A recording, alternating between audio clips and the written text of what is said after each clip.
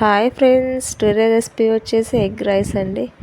Egg rice curries ఏం లేనప్పుడు ఇలా ట్రై చేయండి ఒకసారి. దానికోసం ఒక బౌల్ తీసుకొని దాంట్లో ఆయిల్ వేసుకొని చిన్నగా తరిగిన పచ్చిమిర్చి అండ్ సన్నగా తరిగిన ఆనియన్ వేసి ఒకసారి కలపండి. ఇలా కలిపి కొంచెం వేగిన తర్వాత కరివేపాకు, దాంట్లోకి ఒక స్పూన్ అల్లం పేస్ట్ వేసి మరొకసారి కలపండి. తర్వాత దాంట్లోకి కొద్దిగా సాల్ట్ అండ్ కారం, 1 స్పూన్ ధనియాల పొడి వేసి కొద్దిగా మసాలా వేసి కలుపుకోండి. ఇది ఇలా మిక్స్ అయిన తర్వాత దాంట్లోకి ఒక 4 ఎగ్స్ వేసుకోండి. 4 ఎగ్స్ ఎగ్ రైస్ అనేది చాలా టేస్టీగా ఉంటుందండి. మనకు ఎంత క్వాంటిటీ కావాలో అంత క్వాంటిటీ చూసుకొని వేసుకోవాలండి. నేనైతే 4 తీసుకుంటున్నాను. అది మీరు తీసుకునే రైస్ని బట్టి మీరు వేసుకోండి.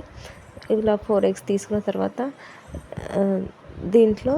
దీన్ని కొంచెం చిన్నగా ఇలా మిక్స్ చేయాలండి. మిక్స్ చేసిన తర్వాత ఇది బాగా కొంచెం ఎగ్ మంచిగా ఫ్రై అయిన తర్వాత దీంట్లోకి మనం ముందుగానే రైస్ అనేది విడిగా చేసి పెట్టుకుంది దాంట్లోకి యాడ్ చేసుకొని మిక్స్ చేసుకోవాలి. ఇది మొత్తం మన ఎగ్ మిక్చర్ అంతా కలిపే వరకు చేసి మిక్స్ చేసుకొని ఫైనల్గా కొత్తిమీర యాడ్ చేసుకుంటే ఎగ్ రైస్ రెడీ.